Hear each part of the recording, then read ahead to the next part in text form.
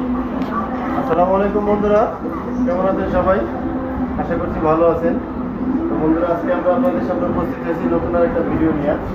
তো আমরা আজকে আপনাদেরকে দেখাবো Juki peeling machine PDL 8000A এই মডেলের পিলিং মেশিন এর স্টপ পজিশন এবং পুলির স্টপ পজিশন কীভাবে ঠিক করতে হয়। প্রথমে আমরা একটু আপনাদেরকে মেশিনটা বন্ধুরা চালিয়ে দেখাই।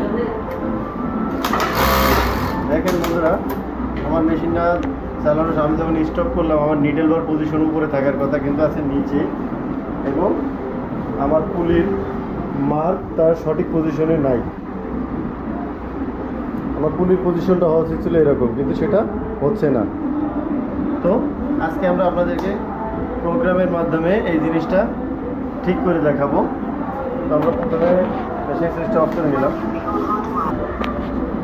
বন্ধুরা, এবার আমরা এই ইন্টার বাটন এবং এম বাটন একসাথে চাপ দিয়ে ধরে মেশিনটা অন করব। এবার আমাদেরকে যেতে হবে 72 নাম্বার প্রোগ্রামে।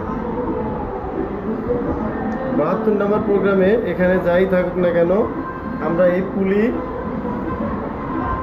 পুলিটা ঘোরাবো। পুলি ঘোরানোর পরে আমাদের এই যে বডির মার্ক এবং পুলির মার্ক দুইটা সঠিক পজিশনে মিলাইতে হবে। মিলানোর পরে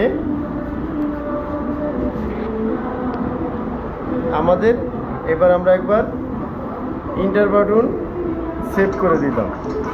ইন্টার বাটন দিয়ে সেভ করার পরে এম বাটন চেপে আমরা আমাদের জেনারেল ফাংশনে চলে যাব। এখন আমরা আপনাদেরকে মেশিনটা একটু চালিয়ে দেখাই। দেখেন বন্ধুরা, আমার নিডেল উপরে উঠে গেছে, আমার এদিকে মার্ক,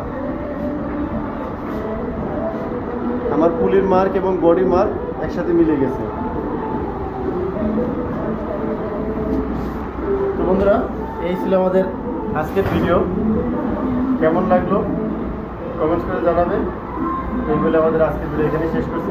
আল্লাহ হাফেজ।